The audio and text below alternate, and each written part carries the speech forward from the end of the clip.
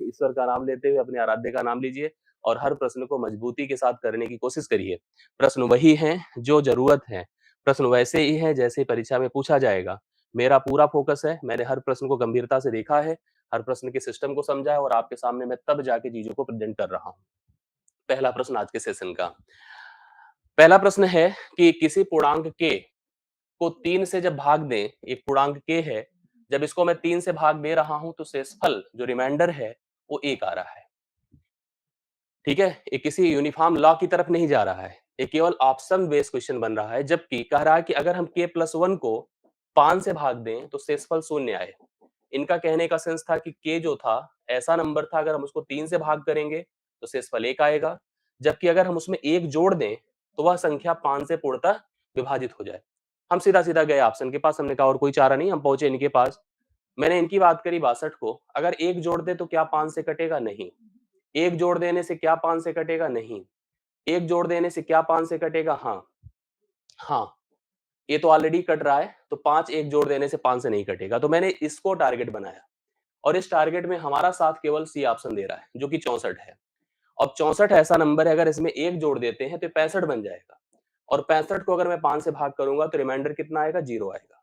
और सबसे मजबूत बात कि 64 जो था उसके पहले होता है 63, जो सीधा-सीधा 3 के पहाड़े में आती है, मतलब एक k था। अब इसमें 1 जोड़ा था, मतलब सॉरी 1 k था। अब एक k के बिफोर एक नंबर था और 63 में अगर 1 जोड़ा अर्थात हमारे पास ये संख्या k बनी, तो यह 64 जो थी, यह अगर 3 से भाग दी जाएगी तो रिमाइंडर आपको 1 देगी। तो कहने का सेंस है इस प्रश्न का राइट सॉल्यूशन है सी ऑप्शन। सी हमारे पास है 64 है, जिसको जब 3 से आप भाग करोगे तो रिमाइंडर 1 आएगा और उसके उसके एक एडेड मान में, एक जुड़े मान में अगर मैंने जो है 5 से भाग किया तो शेषफल कितना आ रहा है? शेषफल आपका 0 आ रहा है, अर्थात वो 5 से कट रही है। तो राइट सॉल्यूशन इस प्रश्न के लिए सी ऑप्शन है। बढ़िया लगा रिस्पांस आपका देख करके। तो पहले प्रश्न को आप लोग होल्ड करिए, इस पर लॉक लगाइए, ताला लगाइए और दूसरे प्रश्न पर मेरे साथ आगे बढ़ जाइए। मैं गारंटी दे रहा हूं तुलनात्मक प्रश्न आएंगे इस तरह से और तरह से। आपको कुछ ऐसे क्रिटिकलिटी दी जाएगी, आपसे कंपेयर करने को कहा जाएगा कि आप इनमें बड़ा छोटा निर्धारित कर दो। आइए हम लोग ध्यान से देखिए, बड़ा छोटा निर्धारित करने जा रहे हैं तो प्रत्येक नंबर पर आपका फुल कमांड हो। जैसे इसकी बात मैं करूं तो 5 का वर्ग होगा 25, एक अंक पे दशमलव तो 2 अंक पे दशमलव लगा दें। इसकी बात करिए, ये वर्गमूल होगा किसका? 7 का, तो 0.7 करना होगा क्योंकि 2 आफ्टर डेसिमल है, तो 1 आफ्टर डेसिमल होना चाहिए। एक घनमूल होगा किसका? 8 का, तो 2 आएगा। 3 आफ्टर है तो 1 आफ्टर होना चाहिए, ये भी कन्फर्म है क्योंकि आपको पता है कि इसका क्यूब करने से परफेक्ट क्यूब बनता है। अंततः मेरे पास 0.23 है। अब से आपसे पूछा गया सबसे छोटा मान, तो छोटे मान के लिए अगर आपको स्कूल में आपने पढ़ा है, तो हम पहले प्लेस से कंपेयर करते हैं। तो 2, 7, 2, 2, तो मतलब 7 तो किनारे गया, 2 के बाद 5, 2 के बाद 0, 2 के बाद 3, 2 के बाद 0 अर्थात सबसे छोटा, मतलब इस मान को आप सबसे छोटा कहेंगे। यह मान आपको सी ऑप्शन में दिया गया है, तो सी ऑप्शन में आप इस मान को सेलेक्ट कर लीजिए। 0.008 का whole cube, sorry whole cube नहीं, क्यूब रूट, घनमूल, यही मान जो आएगा वो सबसे छोटा होगा। तो दूसरे प्रश्न का राइट सॉल्यूशन आपके सामने है, जो आप लोग इस तरह से निर्धारित कर सकते हैं। आप सभी के फटाफट आंसर दिख रहे हैं और ये प्रयास आपका होना चाहिए कि आप सभी आंसर को दीजिए। तुलना का ही प्रश्न है, अगर इनमें हम तुलना कर रहे हैं, तो इनमें भी ध्यान से देखिए तो कोई बड़ा छोटा कौन सा बड़ा है, यही हमको बताना है। अगर आप इसको ध्यान से देखिए, जैसे इसने कहा क्यूब रूट ऑफ 2 और एक दिया है क्यूब रूट ऑफ 3, मुझे सॉरी स्क्वायर रूट ऑफ 3, तो इसमें हमको फिर से बड़ा छोटा अगर निर्धारित करना है, तो मैं क्या करूंगा बताइए? 2 की पावर 1/3 और 3 की पावर 1/2। आप ऐसे ही देखकर बता सकते हैं, ऐसे ही देखकर बता सकते हैं, लेकिन ध्यान दीजिए कैसे करना है। इसके लिए अगर जैसे हम बेस बराबर कर दें तो हमारा काम आसान हो जाए। 1/3 और 1/2 का आप निकालो एलसीएम। एलसीएम जब निकाला तो आएगा 1/6, नहीं पूरे का नहीं, केवल एलसीएम डिनोमिनेटर का, तो आएगा 1/6। अब हमको वो लिखना पड़ेगा यहाँ पर, मतलब 1/6 3 से भाग करेंगे, 1/6 देखो अंदर हो जाएगा और यहाँ पर पावर कितना हो जाएगा? देखिए, हमको ये फोकस करना है, जैसे कि हम चाहते हैं कि कुछ एक चीज बराबर हो जाए, बेस बराबर हो जाए। हम क्या करेंगे, जैसे ऐसे समझ लीजिए कि 1/3 था, 1/2 था, एलसीएम आया 6, 3 से इसको भाग करते हैं, ऊपर मल्टीप्लाई करते हैं, 2 की पावर, यहाँ पर 2 की पावर 1/6। इसी तरह से 3 की पावर 2 से भाग करेंगे तो कितना आएगा? 3 की पावर 1/6। अब आप कंपेयर कर लीजिए तो वही है, वही है। बस फ़र्क समझिए, इन 4 की पावर 1/6 है और ये 9 की पावर 1/6 है।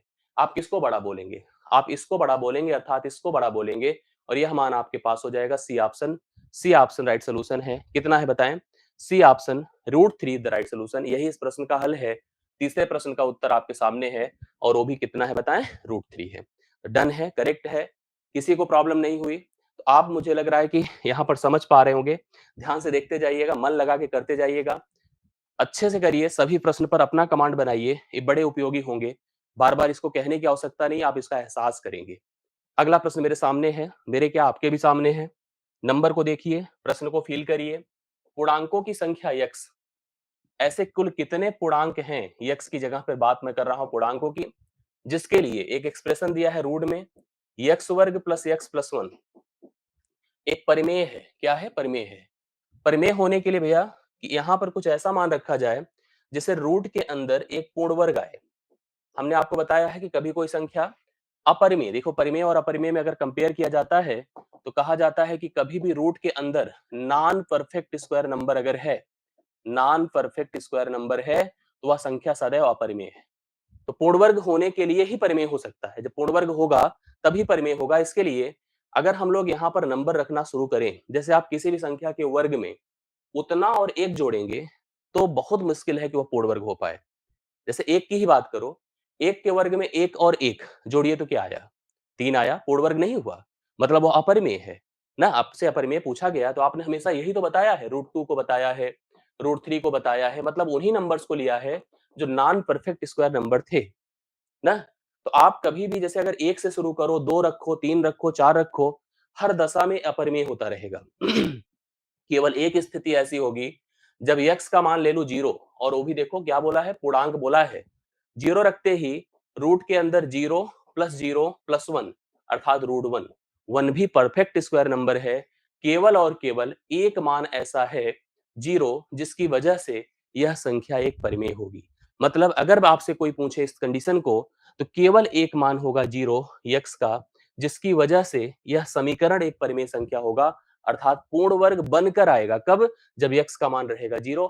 अन्यथा किसी भी मान के लिए, अन्यथा नोट कर लीजिएगा, अन्यथा किसी भी मान के लिए हमेशा एक अपरिमेय संख्या सामने आपके नजर आएगी।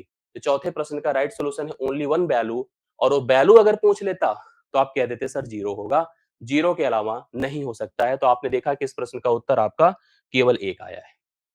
आइए अगला प्रश्न देखा जाए। हमसे पूछा, कुछ हमारे पास व्यंजक दे दिए हैं और व्यंजक हमारे पास किस रूप में, देखो P है, Q है, R है। P है, Q है, बस Q ही तक तो है। P है, Q है। अब इनको थोड़ा सा फोकस किया जाए। P का मान है 2 की पावर 3 और 3 की पावर 10। ये मल्टीप्लीकेशन होता है और कुछ है क्या? हाँ, 5 भी है। चलो कोई बात नहीं। और Q के मान की बात किया जाए तो 2 की पावर 5 है, 3 है गुणे 7 है। ठीक। अब अगर हमसे इनका कभी भी मासा पूछेगा तो आप याद रखिए, मासा के बारे में अवेयर होंगे सभी लोग, ज्यादा से ज्यादा लोग। मासा क्या होती है? मासा वह संख्या होती है जो प्रत्येक में अवेलेबल हो, मतलब सभी में उभयनिष्ठ की तरह हो। और सबसे बड़ी बात, अगर कभी घातों का प्रश्न आएगा तो जो मिनिमम पावर होगा that will taken as the part of HCF. हम लोग दो देख रहे हैं, दोनों में अवेलेबल है, मिनिमम पावर ए है तो 2 की पावर 3 कर लो। 3 दोनों में अवेलेबल है, 3 की पावर मैक्सिमम मिनिमम 1 है तो 2 की पावर 3, 3 की पावर 1, 2 की पावर 3, 3 की पावर 1, उल्टा रिवर्स में लिखा है। बी को मैं सेलेक्ट करूंगा। चलिए छठे नंबर की बात किया जाए। आइए छठा नंबर देखिए। हाँ, यदि n एक प्राकृतिक संख्या है तो रूट n का मान क्या होगा? n एक प्राकृतिक संख्या है तो जाहिर सी बात n 1 होगा, 2 होगा, 3 होगा, 4 होगा, सो ऑन इनफिनाइट होगा, अनंत तक होगा। ठीक है। अब अगर हम रूट n करेंगे तो रूट n का मतलब रूट 1 होगा, रूट 2 होगा, रूट 3 होगा। बार बार इसी बात को बताया जा रहा है। कभी भी कोई संख्या इस क्रम में बढ़ती गई, अगर हम रूट 1 ले लें, रूट 4 ले लें, रूट 9 ले लें, रूट 16 ले लें, ये जितने भी पूर्ण वर्ग नंबर है अगर उनका आप वर्गमूल फाइंड करेंगे तब तो एक परिमेय संख्या मिलेगी। लेकिन जो नॉन परफेक्ट स्क्वायर है, जैसे रूट 2 है, रूट 3 है, रूट 5 है, रूट 6 है, बढ़ते जाइए, हमेशा एक अपरिमेय संख्या मिलेगी। अच्छा, ऑप्शन में देखा हमेशा एक प्राकृतिक तो संभव नहीं है। भाई ये कहाँ प्राकृतिक रह गई? अच्छा हाँ, जिसका वर्गमूल संभव था वो तो चलो परिमेय के साथ-साथ प्राकृतिक भी होगी। परिमेय के साथ-साथ प्राकृतिक, लेकिन अब देखिए ध्यान से समझने की कोशिश करिएगा। हमेशा एक परिमेय संख्या संभव नहीं है, हमेशा एक अपरिमेय भी नहीं है। आप देख रहे हैं प्राकृतिक भी मिल रही है आपको। कभी प्राकृतिक और सभी अपरिमेय, वह कभी कभी होना चाहिए था, सभी नहीं, कभी अपरिमेय। यहां पर कभी लिखिएगा, सभी के ऊपर मत जाइएगा। कभी और सभी में बड़ा फर्क होता है। तो डी ऑप्शन राइट सोल्यूशन है। आप सभी लोग यहां पर नोट कर सकते हैं, कभी प्राकृतिक व कभी अपरिमेय संख्या। तो इस रूप में आप छठे प्रश्न का उत्तर लगा के मेरे साथ बढ़ेंगे और यह प्रश्न का करेक्ट हल है। प्लीज आप सभी लोग यहाँ पर नोट करते चले, सभी प्रश्नों को करते जाएं। सीट थोड़ी देर बाद आपको टेलीग्राम ग्रुप जो यहाँ पर इसके नीचे डिस्क्रिप्शन में है, गणित की तैयारी के ऊपर पर्पज बनाया गया है, उस पर भेज दिया जाएगा। आप कंपैरिजन वाले प्रश्न पर मैं फोकस कर रहा हूं, तो आप भी करिए। जो इस तरह से बड़े छोटे को एक छोटे का था तो एक बड़े का आया है, आप इस पर भी ध्यान दे दीजिए। ये भी एक अच्छा ही प्रश्न है। मैं आपसे बार-बार कह रहा हूं कि आप जरूर 100% इस प्रश्न को फोकस करेंगे, एग्जाम में देखेंगे। मेरे सामने है 0.1 का होल वर्ग, ठीक है? 0 पॉइंट, अब देखो यहाँ पे क्या है, अगर आप देखें 0.0121 है, ठीक है? 0.12 है और फाइनली ये देखिए 0.0004 है। तो अब आप थोड़ा-सा वर्क करिए इस पर। जैसे देखिए यहाँ पर तो एक सीधा-सीधा 0 पॉइंट क्या हो जाएगा, अगर वर्क करेंगे 0.01 हो जाएगा। 2 अंकों पे दशमलव लग जाएगा। इसकी बात करिए 11 आएगा वर्गमूल, बट 4 अंकों पर है तो 2 अंक पे दशमलव लगेगा। ये तो 0.12 रहेगा ही रहेगा। इसकी बात करिए तो आपको पता है 2 आएगा, क्योंकि 4 अंकों पर है, 2 अंक पे दशमलव लग जाएगा। सबसे बड़े के लिए हम किसको देखेंगे? इसको छोड़ेंगे, इसको छोड़ेंगे, इसके और इसमें कंपेयर करेंगे तो यहाँ 1 आफ्टर 2 है, यहाँ पर केवल 2 है। यहाँ पे 1 है, यहाँ पे 1 आफ्टर 2 है, तो 0.12 को हम लार्जेस्ट बोलेंगे। इस प्रश्न में अगर सी ऑप्शन को आप लोग देख पा रहे हैं, तो 0.12 राइट सॉल्यूशन होगा। अगला पढ़ा जाए, 8वां नंबर, उत्तर देने की कोशिश करिए। क्या लिखा है? 78 है, गुणे 32 है, गुणे 3 है, ये गुणा है, याद रखिए गुणा है। कि ये गुणनफल में, गुणनफल नहीं स्टार है, यहाँ पे कुछ होना चाहिए। मतलब इसको 2 अंक की संख्या बनाएगा, तो यहाँ पर इसने कहा कि एक स्टार रख देते हैं, इसको 2 अंक की संख्या बना देंगे। अब इसने हमसे पूछा कि यहाँ पर हम इकाई के स्थान, अच्छा, जब ये प्रोडक्ट होगा तो अंत में 6 आएगा। तो हमसे पूछा गया, तो चिन्ह स्टार के स्थान पर क्या हो सकता है? अंत में आपको 6 चाहिए। 6 बनाने के लिए पहले तो मैंने बाकी पे फोकस किया, 8 दूना 16 है, ये 6 है। 6 किस-किस के साथ गुणा होकर के 6 होता है? तो 6 में अगर आप 1 का गुणा कर दें तो भी 6 होता है, 6 में अगर 6 का गुणा कर दें तो भी 6 होता है। तो इसका मतलब हमें 1 भी सपोर्ट करेगा और 6 भी सपोर्ट करेगा। हमारे ऑप्शन में 1 और 6 है, इसने कहा चाहे आप स्टार की जगह 1 पुट कर दें, चाहे 6 पुट कर दें, दोनों हमको 6 अंत में प्रोवाइड कर देगा। तो 8वें प्रश्न का राइट सॉल्यूशन क्या हो गया भाई? 8वें प्रश्न का राइट सॉल्यूशन 1 या 6 है, जो आपको पहले ऑप्शन में दिख रहा है, और लगातार आप इस प्रश्न का उत्तर दें, करते जाएं और करने की कोशिश करें। अब आगे देखिएगा, मेरे सामने अगला प्रश्न है। अगला प्रश्न क्या है, ध्यान से देखिएगा। हमको दिया है रूट में कितना, 220 प्लस रूट में क्या है 21। चलिए वहीं पे मैं कर देता हूं सीधा सीधा। आप ध्यान से देखिएगा, 81 का क्या होता है वर्गमूल 9। 9 अगर जोड़ेंगे तो 144, इसका वर्गमूल 12। 12 को 4 में जोड़िए 16, इसका वर्गमूल 4। 21 को 4 में जोड़िए 25 का वर्गमूल 5। 5 को 220 में जोड़िए 225। 225 का वर्गमूल कितना होता है 15। कितना होता है 15। तो राइट सोल्यूशन बी ऑप्शन है। बी ऑप्शन करेक्ट उत्तर 15। लगातार उत्तर आए हैं, बढ़िया रिस्पॉन्स आप लोग का। तो 9वें का सही हल क्या हो गया? 15 हो गया। आप करेक्ट आंसर इसको भी नोट कर सकते हैं। सही हल ए भी आपके सामने है। चलिए इसको देख लिया जाए। हम लोग 10वें प्रश्न की बात करते हैं। तो 10वां प्रश्न ध्यान से देखिएगा। n संख्याएं हैं, जैसे देखिए n ऑब्जर्वेशन है, इनके मानों की बात किया जाए तो x1 है, x2 है, x3 है एंड सो ऑन है। और इसका जो औसत है, औसत कितना दिया है? x बार दिया है। औसत दिया है x बार। आपको कुछ बातें दिमाग में रखने का जो है फोकस होना चाहिए। जैसे कि औसत क्या होता है? औसत जो होता है भैया, योग बटा संख्या होता है। ये आपको पता है कि कभी भी अगर औसत दिया है, संख्या से गुणा कर दे तो हमको मिलता है योग। अगर हमारे पास कुछ पद हैं जो कि x1, x2, x3 so on xn तक हैं ऐसे ही, तो हम लोग को जो यहाँ पर दिया है एक सिग्मा के रूप में, sigma i is equal to 1 से लेके n तक, और अंडर रूट यहाँ पे दिया है xi माइनस x बार। मैं आपको इसके बारे में कुछ बातें बता दूं। कभी भी सिग्मा का सेंस होता है समेशन, मतलब दिए गए पदों को, जैसे सिग्मा के अंतर्गत अगर आपने लिखा 1 2 3, इसका मतलब हो जाएगा 2 3 3 6, 2 1 3 3 6। मतलब सिग्मा क्या करता है? होल्ड मान को जोड़ देता है।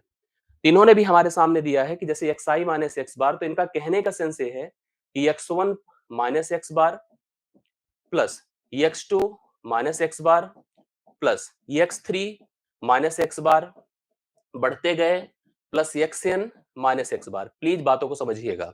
मेरे पास x1 से लेके xn तक पद थे और इस एक्सप्रेशन को देखते ही मेरे दिमाग में चल गया कि 1 से शुरू होकर n तक जाएगा। ये xi माइनस x बार का मतलब x1 माइनस x बार, x2 माइनस x बार, x3 माइनस x बार, फाइनली xn माइनस x बार और सबका जोड़ होगा। अगर मैं सभी को बाहर कर लूं, जैसे x1 plus x2 plus x3 plus so on xn, इनको बाहर कर लिया तो मेरे पास माइनस में क्या बनेगा पता है? x बार, x बार, x बार, अंत में x बार, कुल मिला के कितने x बार प्लीज बताओ? कुल मिला के कितने x बार? n x बार। क्या होगा भैया? n x बार होगा कि नहीं? और आप ही बता दो कि औसत अगर x बार है, पद अगर n है, तो n x बार क्या होगा? आप कहोगे सर योग होगा। क्या होगा? योग होगा। होगा कि नहीं होगा? ए भी तो योग ही है।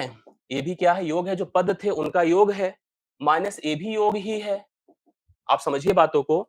ए भी योग है, ए भी योग है और योग से योग घटेगा तो क्या हो जाएगा? वियोग हो जाएगा। योग से योग घटा तो इंसान क्या हो गया? कुछ नहीं हो गया, जीरो हो गया। मतलब जीरो इस प्रश्न का राइट सॉल्यूशन है, सी विकल्प नहीं होगा। बात समझिए। x1 x2 x3 से लेके xn तक लिया, माइनस बाहर कर दिया।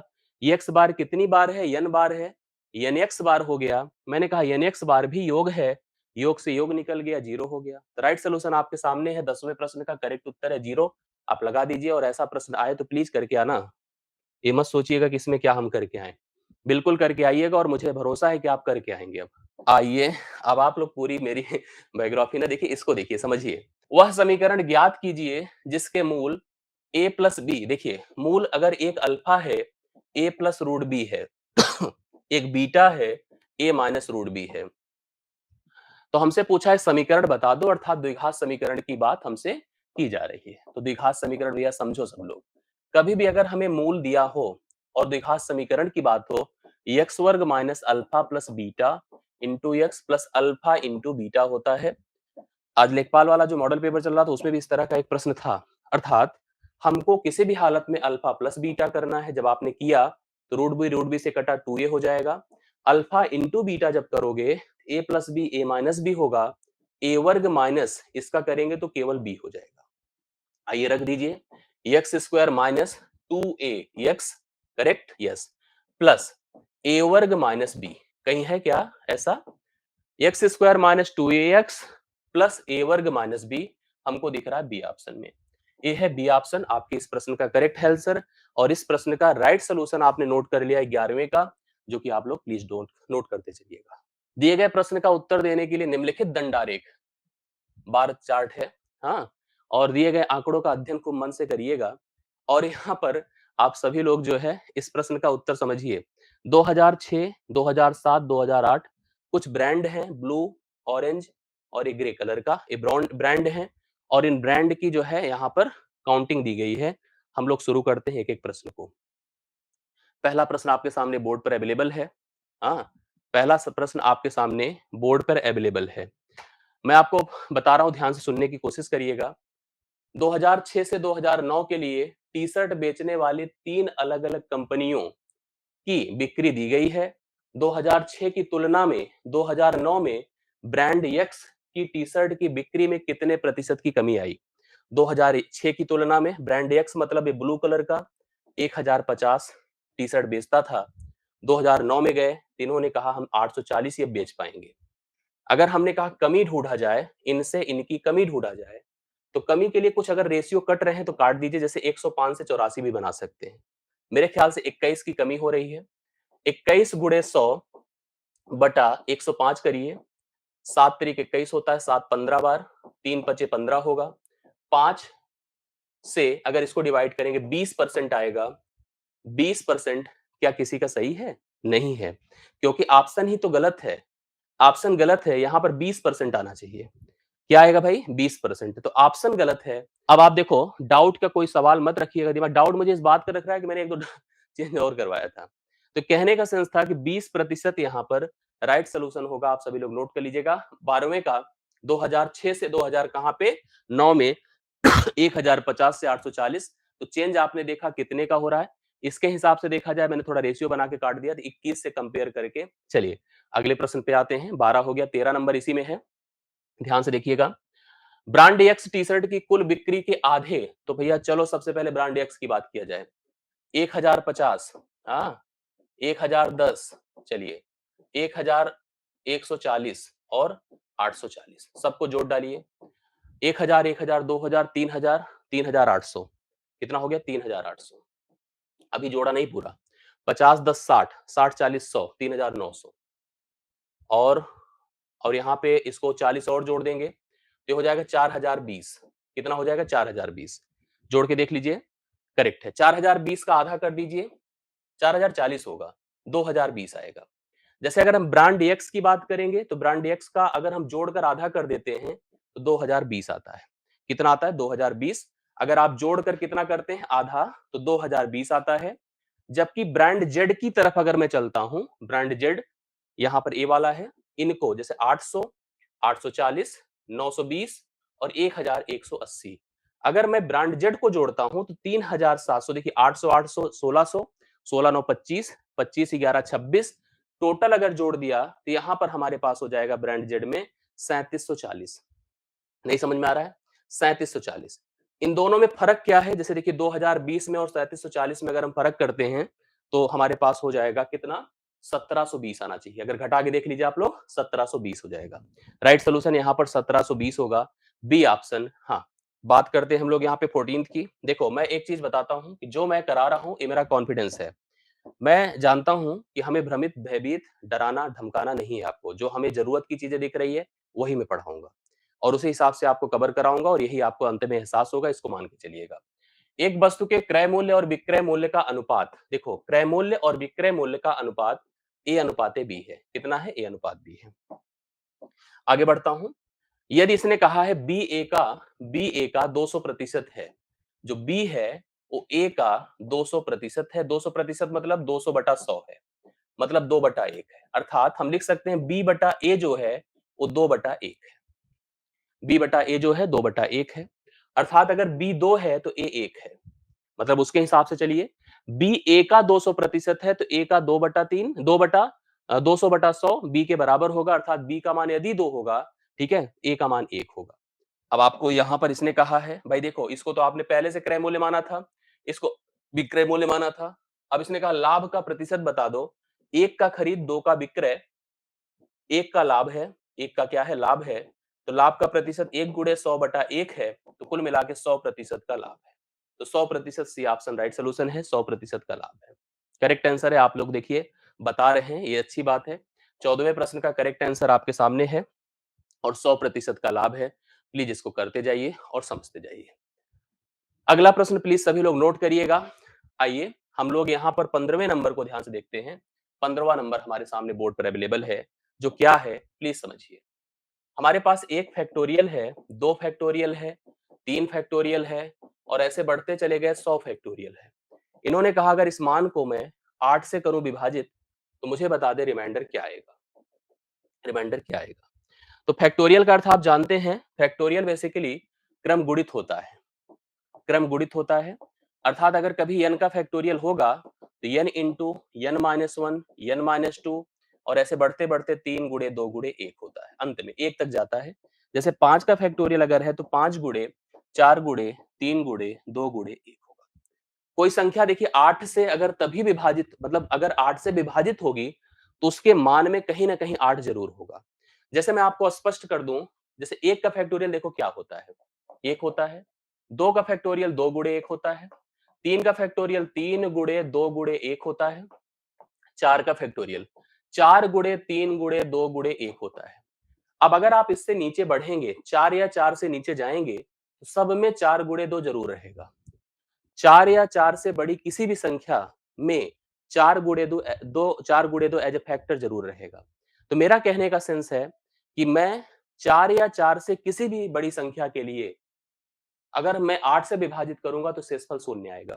चाहे 4 का फैक्टोरियल हो, चाहे 5 का फैक्टोरियल हो, चाहे 6 का फैक्टोरियल हो, चाहे 7 का फैक्टोरियल हो, चाहे इवन 100 का फैक्टोरियल हो, 4 या 4 से बड़ी किसी भी संख्या के फैक्टोरियल अर्थात क्रम गुणित का मान 8 से पूर्णतः विभाजित होगा और रिमाइंडर शून्य देगा। अब बचे ले देकर मेरे पास है 3 लोग। इनको बुलाता हूँ, 1 का फैक्टोरियल 1 होता है, 2 का फैक्टोरियल 2 गुणे 1 2 होता है और ये होता है 6/8। अब इनको भी जोड़ दीजिए, 6 2 8 होता है, यह भी शेषफल शून्य दे देगा। बच रहा है कुल मिला के 1 और 1/8 बचा है, मतलब 1 छोटी संख्या 8 बड़ी संख्या है, तो निश्चित तौर पर आपका रिमाइंडर 1 हो जाएगा। इस प्रश्न का सही हल 1 हो जाएगा। तो कन्फर्म है इस प्रश्न के लिए। तो यहाँ पर पॉइंट आपको नोट ये करना है, जैसे मान लो कभी भी केवल 8 का ही नहीं पूछेगा, 7 से डिवाइड पूछेगा, 12 से डिवाइड पूछेगा, 15 से पूछेगा। तो मैंने कहा जैसे भी अगर हमें 2 मान एज ए फैक्टर मल्टीप्लिकेशन के रूप में मिल गए, 4 से ही प्रारंभ हो गया था, 5 का करेंगे तब भी 5 गुणे 4 गुणे 3 गुणे 2 गुणे 1 आएगा ना, 4 गुणे 2। तो 4 या 4 से बड़ी किसी भी संख्या के फैक्टोरियल का मान 8 से जरूर विभाज्य होगा। अर्थात हमारे पास 1 2 3 विकल्प बचा था, उन्हीं का उपयोग करते हुए हमने उत्तर बता दिया। आइए इस पर देखा जाए। इसका उत्तर तो वर्बल आप बता देंगे, ऐसी कोई बात तो नहीं होनी चाहिए। 1/10 है, 2/100 है। आइए ऐसे प्रश्न भी टकरा जाएंगे आपको परीक्षा में, तो कहीं से मिस ना हो, ऐसे प्रश्न भी फोकस करके आए आप। यही हमारा उद्देश्य है, इस तहत हम काम करा रहे। 0.1 होगा, 0.02 होगा, 0.003 होगा, 0.0004 होगा, 0.1234 होगा। तो राइट सोल्यूशन आपके सामने है 0.1234। डी ऑप्शन है करेक्ट उत्तर है, आप सभी प्लीज नोट करिए। और डी ऑप्शन 16वें प्रश्न का राइट सोल्यूशन नोट कर लें, करेक्ट आंसर आपके पास हो गया है। ये हो गया हमारा कौन सा नंबर, 16 नंबर। आइए सभी लोग 17 करिए। देखिए 17 तो सबका हो जाना चाहिए, 17 में कोई समस्या तो नहीं होनी चाहिए। रूट में है 2 की पावर n+1 बराबर क्या है भैया, 8 है।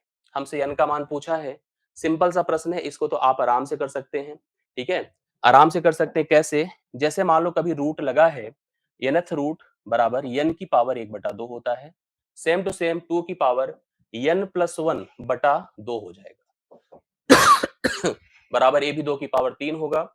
बेसेस अगर सेम हुए तो n+1 मतलब घाते बराबर कर दीजिए, ये बराबर 3 हो गया, अर्थात n+1 बराबर 6 हो गया। n का मान कुल मिला के 5 हो जाएगा। n का मान क्या हो, 5 हो और डी ऑप्शन इसके लिए हल हो, तो आप इसको सेलेक्ट कर सकते हैं एज राइट सोल्यूशन। 17 का करेक्ट हल डी ऑप्शन 5 करेक्ट आंसर हो जाएगा। मेरे ख्याल से इस प्रश्न का उत्तर बहुत आसान था और ये प्रक्रिया भी आसान थी, इसको आप आराम से कर सकते हैं। अगला प्रश्न आपके सामने है बोर्ड पर अवेलेबल। ध्यान से देखिए, एक त्रिभुज के बारे में बात हमेशा की जाएगी और त्रिभुज क्योंकि आपके सिलेबस का महत्वपूर्ण भाग है, क्षेत्रफल खास करके त्रिभुज है जिनकी भुजाएं, अगर त्रिभुज है, त्रिभुज की भुजाएं 5 है, 6 है और 7 है। इन भुजाओं के मध्य बिंदुओं, इन भुजाओं के मध्य बिंदुओं को मिलाने से एक त्रिभुज बना। मध्य बिंदु के बारे में कुछ फैक्ट आपको क्लियर हो जाना चाहिए और है ऑलरेडी आपको। कभी कोई त्रिभुज हो, किन्हीं भी दो भुजाओं के मध्य बिंदुओं को अगर आप मिलाते हैं, तो जो त्रिभुज की रेखा बनती है वह तीसरी भुजा से समांतर होती है और आधी होती है। जैसे अगर मान लो यह x 2x है, तो यह x हो जाएगा। मतलब अगर आपने एक त्रिभुज ए बी सी बना रखा है और एक डीई एक रेखा है जो कि मध्य बिंदु से होकर गुजर रही है, तो कन्फर्म है कि डीई जो होगा वो समांतर होगा बीसी के, और साथ साथ डीई जो होगा वो हाफ हाफ बीसी के बराबर होगा। ये मध्य बिंदु के सिद्धांत पर बेस्ड है। अब जैसे ही आपने देखा तो आपको पता है कि यह 3 हो जाएगा, यह आपका 2.5 हो जाएगा और यह 3.5 हो जाएगा। अगर आप जोड़ देंगे तो 6 3 9 हो जाएगा। और इसके अलावा भी आपको दिमाग में होना चाहिए, मध्य बिंदुओं को मिलाने से बने त्रिभुज का परिमाप दिए गए त्रिभुज के परिमाप का आधा होता है। परिमाप मतलब सभी भुजाओं का जोड़। 5 7 12 6 18, 18 का आधा ऑटोमेटिकली 9 होता था। ऐसे भी समझ गए और वर्बल कुछ फैक्ट भी क्लियर हो गया। तो फैक्ट जरूर क्लियर होते जाना चाहिए, ये आवश्यक है। 18वें प्रश्न का राइट सोल्यूशन आपका 9 है, तो प्लीज सभी लोग नोट करें। सी ऑप्शन 9 राइट सोल्यूशन इस प्रश्न का करेक्ट हल आपके सामने है। आइए हल करके चलते चलिए, कॉन्फिडेंस अपना बूस्ट करिए, ये बहुत आवश्यक होता है। ठीक है, बहुत आवश्यक होता है कि कॉन्फिडेंस आपका मजबूत रहे।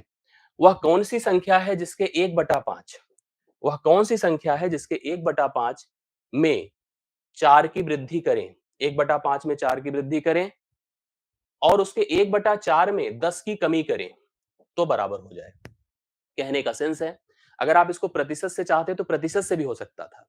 प्रतिशत से कैसे होता था कि प्रतिशत में जो 1/5 होता है वो 20% हो जाता है और 1/4 25% हो जाता है, तो डिफरेंस 5% का आ जाता है। उससे भी किया सकता था, बट हम ऐसे भिन्न में भी कर सकते हैं।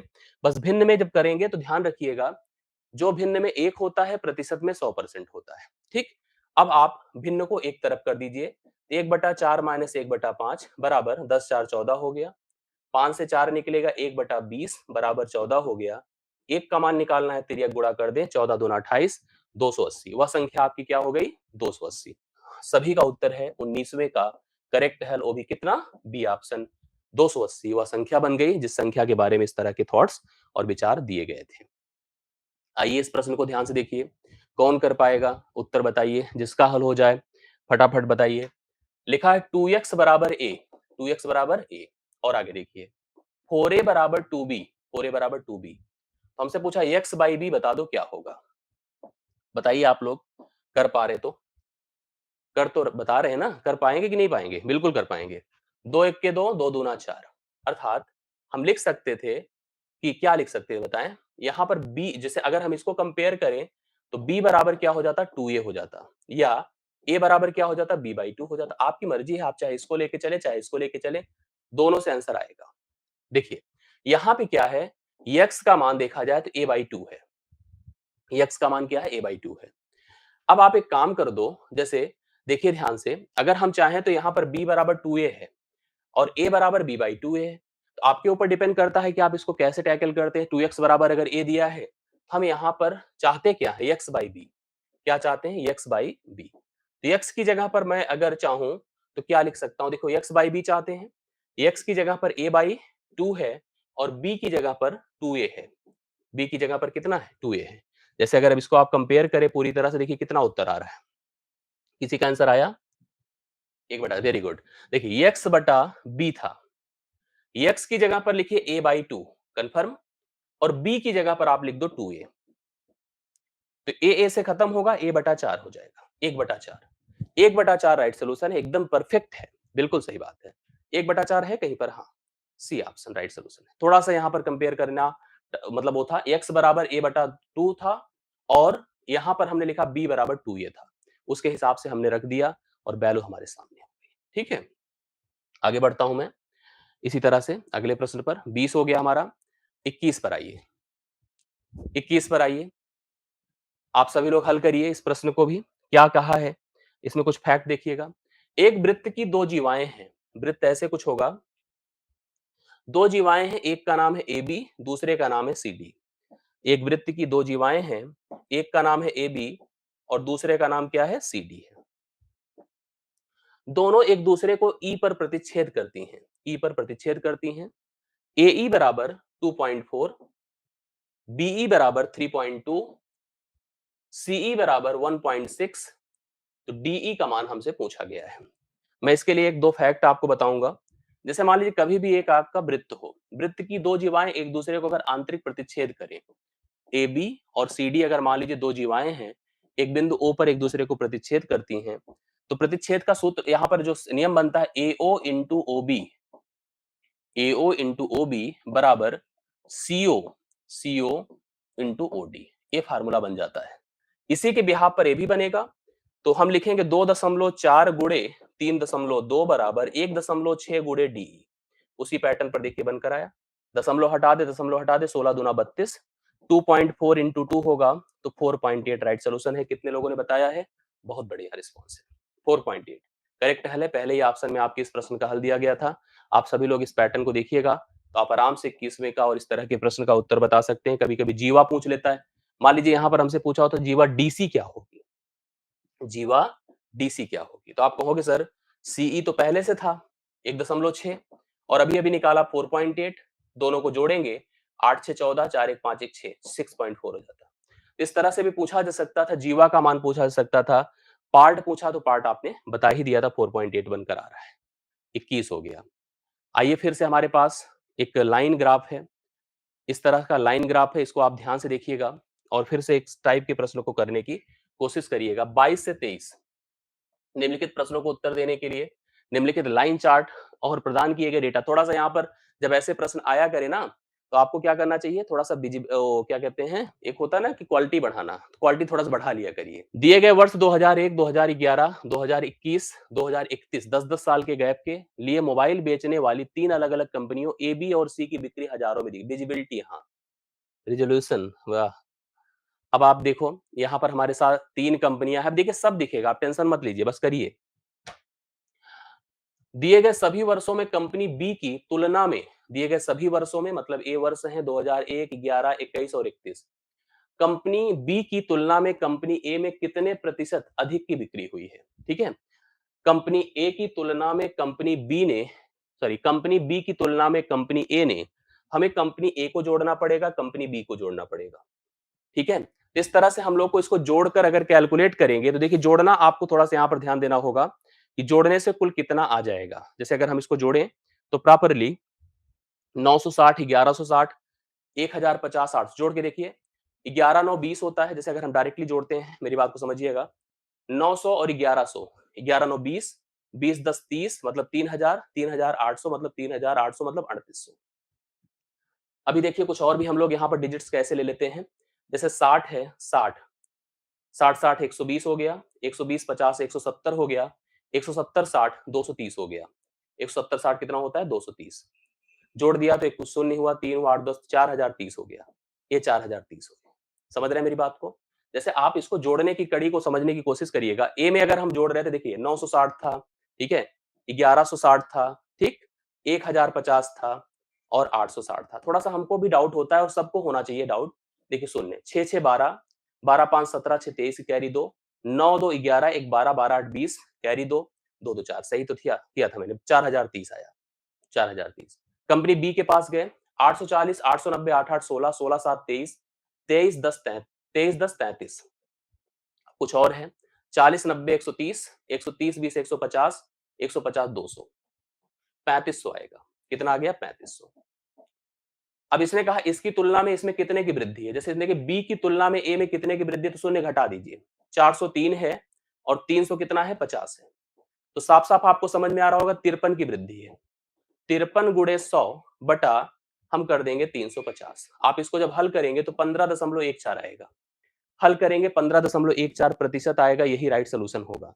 तो आप लोग देखिए इस तरह के प्रश्नों पे घबराते हैं। मैं चाहता हूँ कि आपको फोकस करना चाहिए इन टाइप के प्रश्नों पर।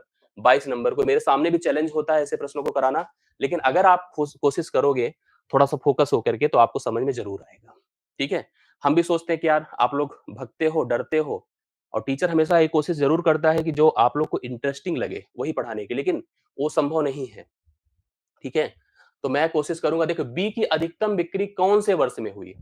बी की अधिकतम बिक्री आप खुद ही देखो, कंपनी बी के पास जाइए, अधिकतम बिक्री अगर देखिए 1050 2031 में हुई है और ज़ाहिर-सी बात है कि यार ईयर बढ़ेगा तो सही बात है।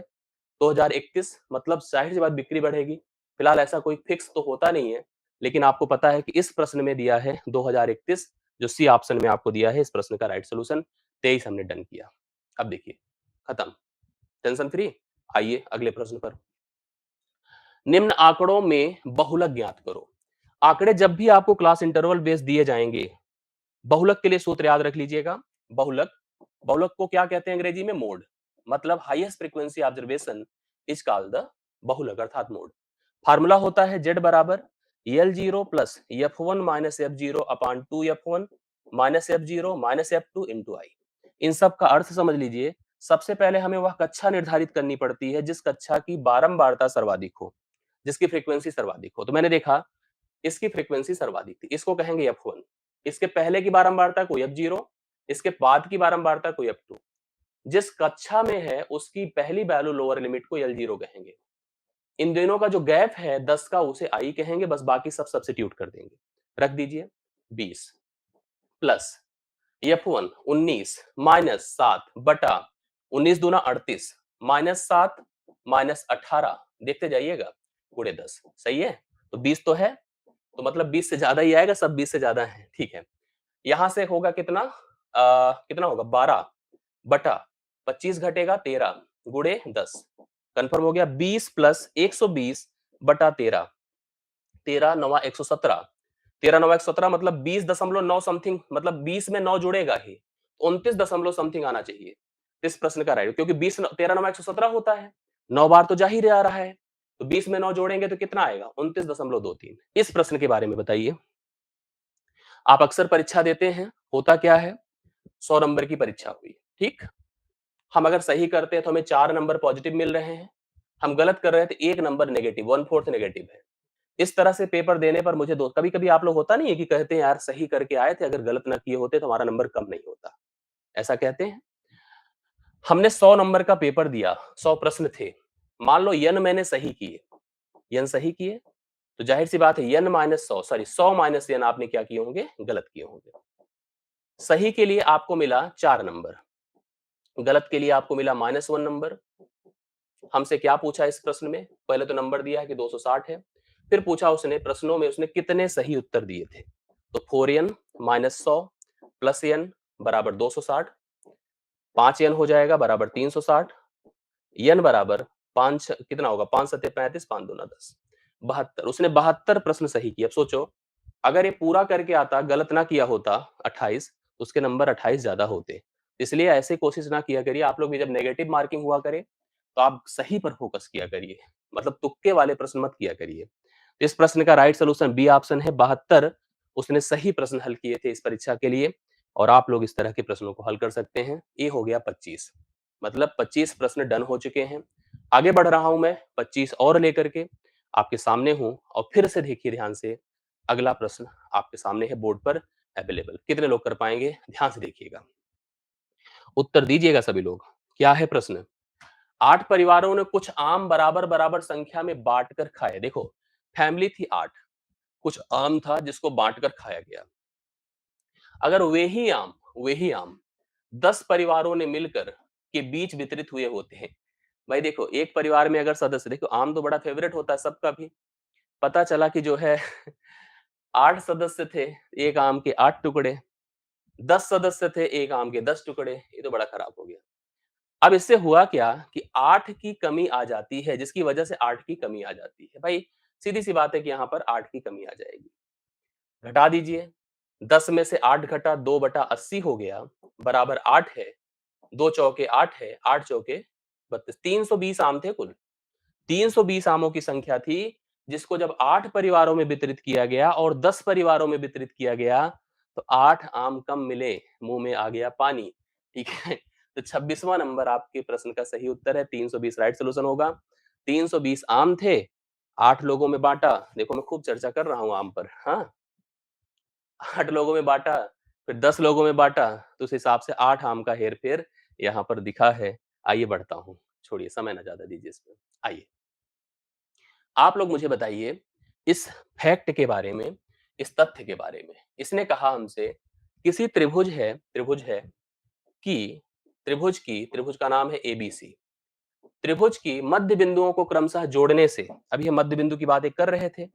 मध्य बिंदुओं को क्रमशः जोड़ने से बना त्रिभुज, बने जो 4 त्रिभुज होते हैं, वो परस्पर क्या होते हैं? कौन-कौन बता रहा है? आप कहोगे समद्विबाहु। समद्विबाहु मतलब 2 भुजाएँ बराबर, नहीं। समबाहु ऐसा भी निश्चित नहीं है। समरूप परंतु सर्वांगसम नहीं, ये तो पूरी तरह से गलत है। क्या होंगे? सर्वांगसम होंगे। कन्फर्म है सर्वांगसम होंगे। कभी भी आप ध्यान रखिएगा, यहाँ पर इस टाइप का प्रश्न आए, कभी भी अगर किसी त्रिभुज के मध्य बिंदुओं को मिलाने से बना जो त्रिभुज होगा, वो हमेशा 4 के चारों परस्पर क्या होंगे? सर्वांगसम होंगे। डी ऑप्शन राइट सॉल्यूशन होगा भाई। सही फैक्ट पे चलिए, डी ऑप्शन।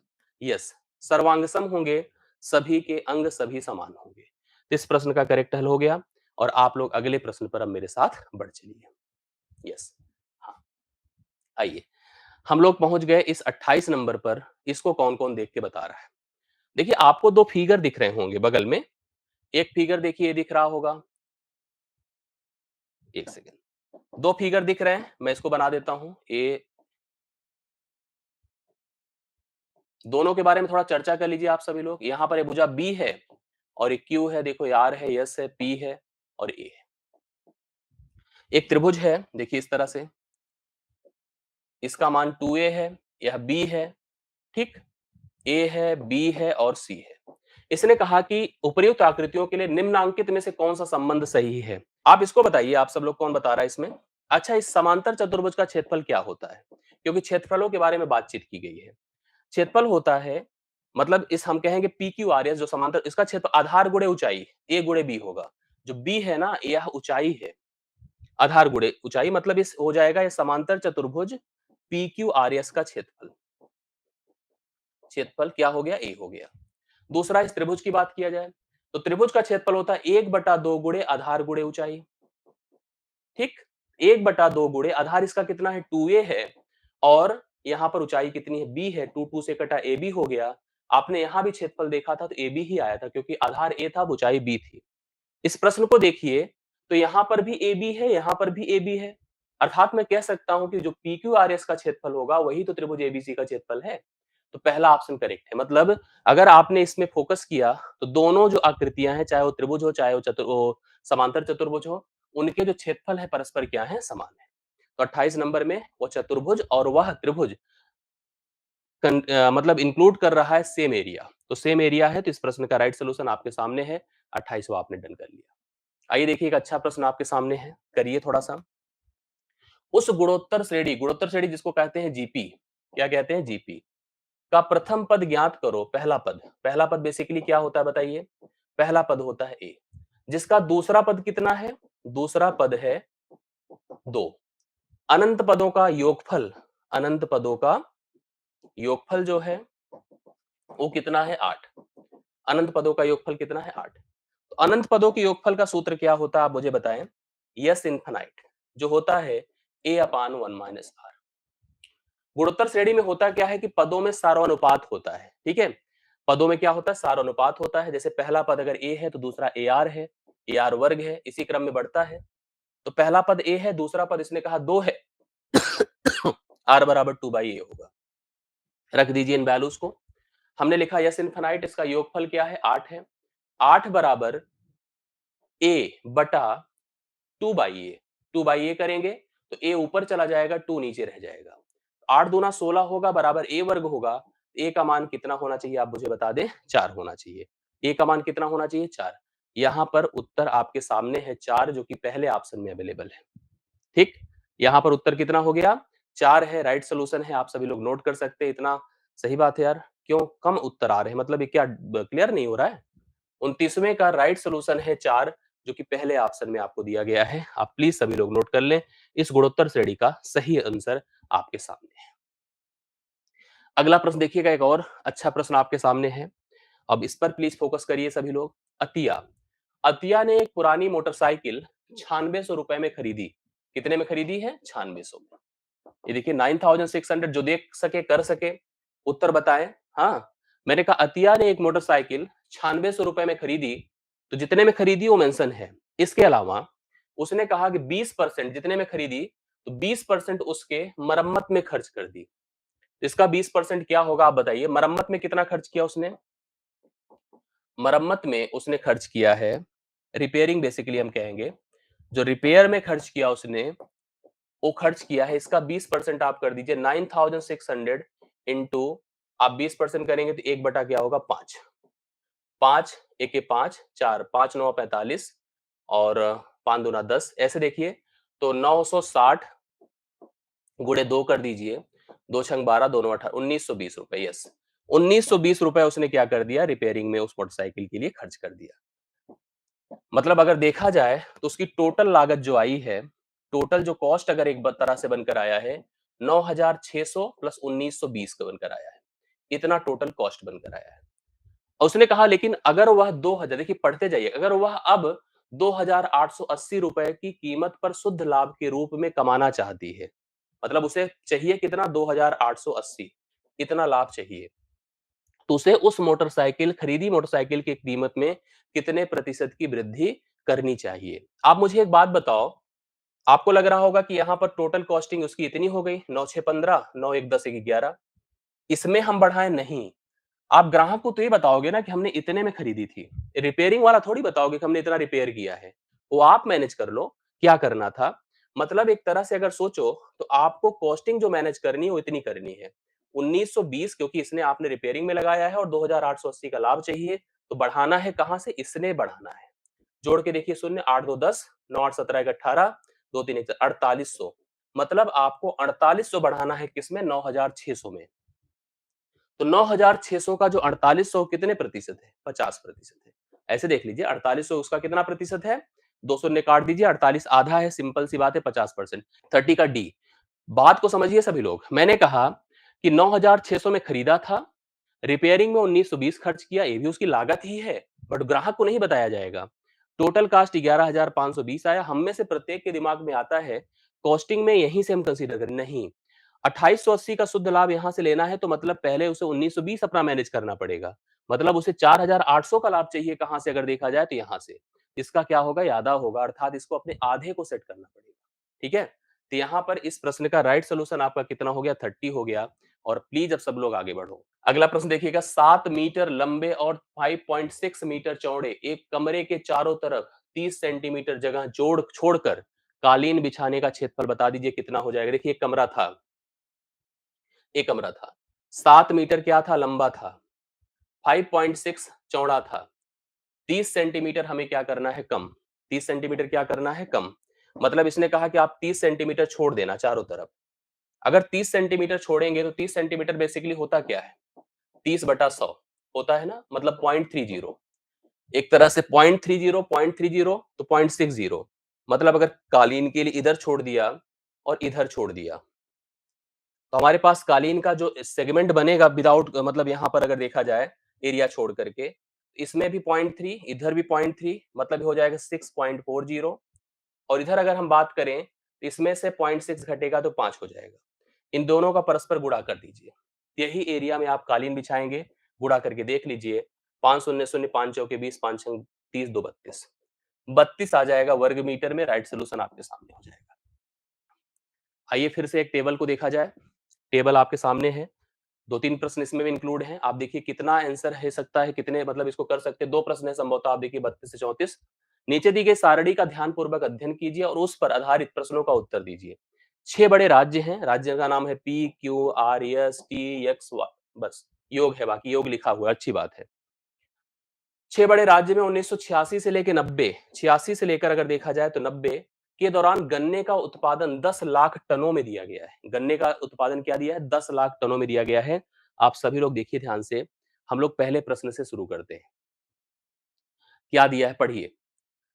इसमें बोला कौन से राज्य में गन्ने के उत्पादन में प्रतिवर्ष लगातार गिरावट होती दिख रही है? कौन से राज्य में? P, Q, R, S, T, X, किसी राज्य में ऐसा है क्या लगातार गिरावट? देखो इसमें देखा तो गिरा लेकिन बढ़ा तो हटा दीजिए, गिरा लेकिन फिर देखिए बढ़ गया तो हटा दीजिए। यहां भी देखिए बढ़ा, हटा दीजिए, बढ़ा, फिर देखिए बढ़ा, बढ़ा। तो ऐसा कोई राज्य नहीं जिसमें हर साल गन्ने के उत्पादन में गिरावट दिख रही है। तो डी ऑप्शन इस प्रश्न का हल होगा।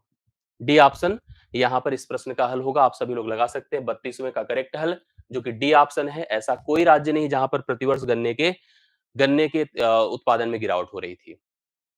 आगे बढ़ता हूं मैं। यस राज्य के मामले में वर्ष 1987 से वर्ष 1990 में गन्ने के उत्पादन में आसन्नतः कितने प्रतिशत की बढ़ोतरी हो गई? चलते हमने कहा यस राज्य के मामले में, यस राज्य कहां पर है? यह है। मामले में 1987 में, 1987 मतलब 56, 1990, अब देखिए यहां पर बढ़ता हूं, 1987 से 1990 में, 1987 से 1990 में गन्ने के मामले में कितने आसन्नतः प्रतिशत की वृद्धि हुई? मतलब 56 से 62 हुआ। 56 से 62, आप इसको थोड़ा काट पीट दिया करिए। जैसे 28 हो जाएगा और ये 31 हो जाएगा। 28 3 हो गया, तो 3 गुणे 100 बटा आप 28 करिए, 3 गुणे 100 बटा 28, तो 4 सते 28, देखिए 4 25, 25 यहाँ 75 बटा 7 करिए, तो 7 लगभग 7 धाम में 10 प्लस होगा, 11% के आसपास अगर देखो तो गन्ने के उत्पादन में वृद्धि दिखेगी। तो राइट सोल्यूशन 33वें का कितना हो गया बताइए? डी ऑप्शन हो गया। करेक्ट हल 11 आप लोग लगाइएगा। करेक्ट हल के रूप में 11 आप इस प्रश्न का उत्तर बना लीजिए। 34वां नंबर देख लीजिएगा। दिए गए वर्षों में से किस वर्ष क्यू के अंशदान का प्रतिशत कुल उत्पादन में सर्वाधिक था? क्यू का जो था अंशदान, हमसे पूछा गया है किस वर्ष में सर्वाधिक था। अगर देखिए क्यू की बात किया जाए, क्यू की, तो यहाँ 65, 63, 55, 60, तो सबसे ज्यादा तो अगर देखा जाए 86 में था। तो सबसे ज्यादा इसका जो उत्पादन था वहां पर कहां पर था? 86 में था। ये पहला ऑप्शन हो गया। इस प्रश्न का करेक्ट आंसर है। आंसर सही दे रहे हैं आप लोग, सब लोग सही दे रहे हैं, अच्छी बात है। और हम लोग अब इस प्रश्न को छोड़कर बढ़ते हैं थोड़ा-सा आगे चला जाए और अगले प्रश्न की तरफ फ़ोकस होके ध्यान दिया जाए। देखिए, हमारे सामने है x वर्ग माइनस 2x माइनस 24। अगला है x वर्ग माइनस kx माइनस 6 का जो मासापा है x माइनस 6 है। मासा मतलब क्या होता है? दोनों को डिवाइड करने वाला गुणनखंड, अर्थात एक ऐसा मान जो दोनों को पूर्णतः संतुष्ट करता हो, इसको और इसको।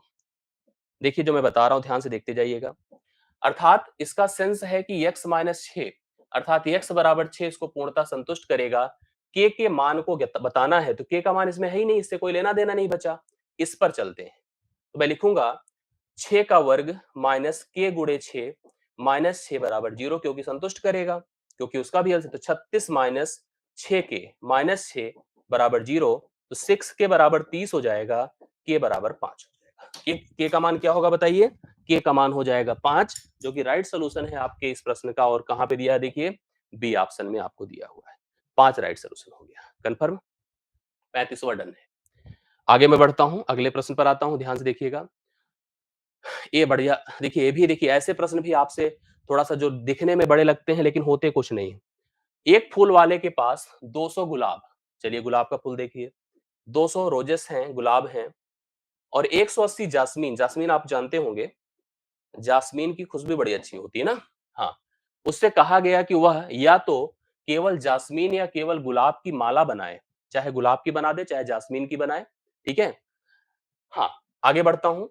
उसमें उतनी ही संख्या में फूल हों जितनी मतलब यहाँ पर फूलों की वह अधिकतम संख्या हमको पता करना है, बराबर-बराबर रखने के लिए फूलों की संख्या को, जिससे वह माला बन सकती है और एक भी फूल टूटे ना, छूटे ना बेसिकली। तो छूटे ना का मतलब है कि हमें इन संख्याओं के लिए मासा इनका निर्धारित करना होगा, मतलब एक ऐसी संख्या निर्धारित करना हो जो दोनों को पूर्णतः विभाजित कर सके और मैक्सिमम नंबर हो, ठीक है? हुँ, यस। तो इनका मासा मतलब, अब जैसे देखो काटने के लिए तो कट इनको 10 भी काट देगा, 10 भी काट देगा, लेकिन सबसे बड़ा वह नंबर जैसे अगर सोचा जाए तो 50 तो दोनों को काट नहीं पाएगा, 30 दोनों को काट नहीं पाएगा, बचेगा 20। तो 20 देखा गया दोनों को काट देगा, इसलिए 20 यहां पर इस प्रश्न का सही उत्तर होगा। यहां पर हम लोग सी ऑप्शन को राइट सॉल्यूशन बना लेंगे। 20 हो जाएगा मासा, करेक्ट आंसर, यस। 20 हो गया मासा। आप सभी लोग इसको नोट कर सकते हैं। 36वां प्रश्न आपका डन हो चुका है। इसको बताइए फटाफट, इसको कौन-कौन बता सकता है? तो आपको वर्बल आ जाना चाहिए। सामान्यतः भारत में जूतों के आकार 8 नंबर का होता है। अक्सर आपने देखा होगा कि 8 नंबर के जूते लोग खरीदते हैं, ठीक है? इसका मतलब मैक्सिमम लोग इंडिया में 8 नंबर के जूते पहनते हैं। आप इसको समझ रहे हैं? वह कौन-सी केंद्रीय प्रवृत्ति की माप है? केंद्रीय प्रवृत्ति की माप में आपको मीन पता होता है, मीडियन पता होता है और मोड पता होता है। माध्य माध्य का बहुलक प्रतिनिधित्व करती है। आप मुझे बताइए मोड, जो सबसे मैक्सिमम को प्रेफर करता है, वह बहुलक कहलाता है। आप जिसको सबसे मैक्सिमम मानते हैं, वो बहुलक होता है। 8 नंबर के जूते अगर सब पहनते हैं, मैक्सिमम लोग पहनते हैं, तो 8 हमारा क्या होगा? बहुलक कहा जाएगा। इस तरह के थ्योरेटिकल नंबर्स आपसे पूछे जाएंगे। अगला देखिएगा, निम्नलिखित के लिए सही विकल्प बताइए। हमारे पास यहाँ पर कुछ आंकड़े दिए गए हैं। अब इसका मतलब हमें तीनों में एक प्रकार का संबंध जनरेट करना है, तो जाहिर-सी बात हमारी कोशिश हो सबसे पहले इसको ग्रुप में लिख दे। सबसे पहले मैं 0 की तरफ जाऊँगा। 1 को लिखूँगा 2 बार, 2 एक ही बार है, 2 के बाद नंबर 3 का आएगा जो भी एक ही बार है, 5 की बात करो तो 2 बार दिख रहा है, 6 है, 8 है, ठीक है, 10 है, 11 है। कुल आंकड़े देखिए 1, 2, 3, 4, 5, 6, 7, 8, 9, 10, 11। 11 बार है। 1, 2, 3, 3, 3, 6, 3, 9, 2, 11 करेक्ट है। अगर 11 है, तो आप फाइनली ये समझ लो कि जो माध्यिका होगी, वो आपकी 12/2 अर्थात 6th वैल्यू होगी। पहली, दूसरी, तीसरी, चौथी, 5वीं, छठी। ये हो गई माध्यिका। माध्यिका हो गई 6। अब आगे एक चीज़ मुझे बता दें कि हम जब अगर बात करें यहाँ पर बहुलक की, तो बहुलक वह होता है जो सबसे अधिक बार होता है। तो हमने देखा जो 5 है वो रिपीटेड है। तो इसका बहुलक भी क्या हो जाएगा बताइए? बहुलक भी 5 हो गया। तो यहां पर जैसे अगर देखा जाए तो इस प्रश्न में बहुलक जो है बराबर किसके है? माध्यिका के। बहुलक किसके बराबर है बताइए? बहुलक बराबर है माध्यिका, क्योंकि बहुलक भी 5 है और माध्यिका भी क्या है? 5 है। तो सी ऑप्शन राइट सॉल्यूशन होगा 38वें नंबर का। बहुलक बराबर क्या हो जाएगा? माध्यिका। एकदम करेक्ट है। 38 का सी ऑप्शन राइट सॉल्यूशन आपके इस प्रश्न का बनकर आ रहा है। आप सभी लोग नोट कर ले। एक चीज और आप लोग देख सकते थे, अगर माध्य को भी कंपेयर कर लें, जैसे देखिए जोड़ दीजिए सबको, 0 1 2, 4, 4, 3, 7, 5, 12, 5, 17, 6, 23, 8, 31, 10, 41, 41, 11 कितना होगा? 41 और 11 52 बटा 11 नहीं, माध्य बराबर नहीं है। माध्यिका और बहुलक बराबर है, ठीक है? माध्यिका और बहुलक बराबर है, आप सभी लोग नोट कर सकते हैं, यहाँ पर सी ऑप्शन इस प्रश्न का राइट है। एक और अच्छा प्रश्न आपके सामने देखिए बोर्ड पर अवेलेबल है। थोड़ा-सा फोकस करके, दिमाग लगा के आप इस प्रश्न का हल करिए। एक त्रिभुज एबीसी है, ध्यान से देखते जाइएगा। देखिए, ये त्रिभुज क्या नाम है इसका? एबीसी। चलिए हमने लिख दिया त्रिभुज का नाम एबीसी है। आगे बढ़िए। इसमें बिंदु डी और ई क्रमशः एबी और एसी की भुजाओं पर स्थित है। मतलब यहां पर एक डी है और यहां पर क्या है? ई है। भुजाओं पर स्थित है डीई। अच्छा, इसने कहा है भुजाओं पर स्थित हैं, डीई आधार बीसी के समांतर है। मतलब यह जो रेखा है इसके समांतर है। ओ बीई, अब अगर देखो यहां पर इसने कहा बीई और सीडी को प्रतिच्छेद करने वाला बिंदु ओ है। इस प्रश्न को कितने लोग मन लगा के समझ रहे हैं, ये बहुत इंपॉर्टेंट है। अब इसके बाद देखिए यहां पर एक भी रिपीट है। अगर मोड है तो बिल्कुल होने दीजिए, क्या दिक्कत है? अगर रिपीटेड है तो 5 भी बहुलक है। 5 और 1 दोनों बहुलक हो सकते हैं। तो बहुलक का सेंस ये होता है कि दोनों मतलब 2 नंबर हो सकते हैं। फिलहाल हमारी रिक्वायरमेंट वो पूरा कर रहा था, क्योंकि 5 2 बार रिपीटेड था इसलिए 5 बहुलक था। आगे देखा जाए इस प्रश्न को। मैंने कहा त्रिभुज एबीसी में बिंदु डी और ई क्रमशः एबी और एसी भुजाओं पर स्थित है। मैंने सारी बातें बता दी। अब इसने कुछ बातें बताई है। यदि एडी डीबी का 4:3 का अनुपात है, मतलब ये 4 है और 3 है, तो डीओ और डीसी का अनुपात बताना था। मुझे डीओ और डीसी का अनुपात बताना था। पहली बात समझिएगा, जैसे कभी किसी त्रिभुज में एक रेखा ऐसी है जो कि आधार के समांतर है, तो पहला अगर मैं त्रिभुज A B A D E और त्रिभुज एबीसी को मैं कंपेयर करूं तो मैं आपको बता दूं दोनों समरूप होंगे। समरूप क्यों होंगे? क्योंकि एक कोण दोनों में कॉमन है। अगर यह इसके समांतर है तो यह कोण इसके बराबर होगा और यह कोण जो है इसके बराबर होगा। और किन्हीं दो त्रिभुजों में अगर दो भी कोण बराबर हो जाते हैं परस्पर, तो यहां पर हम कह सकते हैं कि दोनों त्रिभुज क्या होते हैं? समरूप होते हैं। अगर समरूप होंगे तो उनकी भुजाएं समानुपाती होंगी। मतलब मैं लिख सकता हूं एडी बटा ए बी बराबर डीई बटा बीसी बराबर एई बटा ईसी, ए बटा एसी। अब एक बात आप समझो, ये तो चलो हो गया। अब मैं अगर इस त्रिभुज और इस त्रिभुज की बात करूं, अर्थात त्रिभुज डीओई और त्रिभुज बीओसी की बात करूं, थोड़ा सा इनके बीच थोड़ा समानता देखिए। यह कोण इसके बराबर है, यह इसका बाइसेक्टर होगा, मतलब यह इसके अल्टरनेट इंटीरियर है, यह इसके अल्टरनेट इंटीरियर है। तो अगर देखा जाए तो ये दोनों भी त्रिभुज समरूप होंगे। अगर ये दोनों त्रिभुज समरूप होंगे तो इनकी भुजाएं भी समानुपाती होंगी। इनकी भुजाएं कैसे समानुपाती होंगी? इनकी भुजाओं में एक भुजा देखो क्या है? डीई है और एक भुजा क्या है? बीसी है। तो डीई और बीसी की अगर हम बात करें तो यहाँ पे डीई और बीसी अगर देखो तो एडी और डीएबी के बराबर है। इसका मतलब डीई का मान, जैसे अगर एडी, अब यहां से ध्यान से देखिएगा, अगर मैं लिखूं एडी अपान एबी तो हम लिख सकते हैं 4/7। इसका मतलब एबी क्या होगा? 4/7 होगा। इसका मतलब इनकी भुजाओं में सब में 4 और 7 का अनुपात होगा। ये 4 होगा, ये 7 होगा। हमारे प्रश्न में हमसे पूछा है डीओ रेशियो, क्या पूछा है? डीसी। तो डीओ का मान अगर देखो तो 4 है और डीसी का मान 4 और 7 जोड़ दीजिए तो क्या हो जाएगा? 11 हो जाएगा।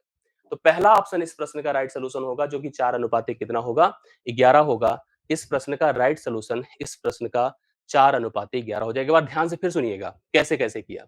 देखो, ये त्रिभुज इस बड़े वाले त्रिभुज का समरूप है, कंफर्म है, अर्थात इनकी भुजाओं में समानुपाती संबंध होगा। क्लियर है? मतलब यह बटा यह बटा यह और यह बटा यह बराबर होंगे। अगर मैं इस त्रिभुज और इस त्रिभुज की बात करूं तो मैंने कहा कि ये भी समरूप होंगे। क्यों? क्योंकि इनके भी अल्टरनेट इंटीरियर इक्वल होंगे, एकांतर अंतःखंड इक्वल होंगे और यहाँ पर उभयनिष्ठ, ये देखिए जो आपका वर्टिकली अपोजिट है वो भी इक्वल है। अब इसका मतलब है इन भुजाओं का संबंध वही होगा जो यहाँ पर है। देखो, डी ए बटा बी सी है और डी बटा बी सी इसमें भी बनकर आएगा। तो डीई बटा बीसी वही होगा जो एडी बटा एबी होगा। एडी बटा एबी भैया 4/7 है, तो 4/7 अगर ए है तो 4/7 एबी होगा, 4/7 एबी होगा। ये 4 है, 7 है, ये 4 है और ये पूरे का पूछा है 4:11 हो जाएगा।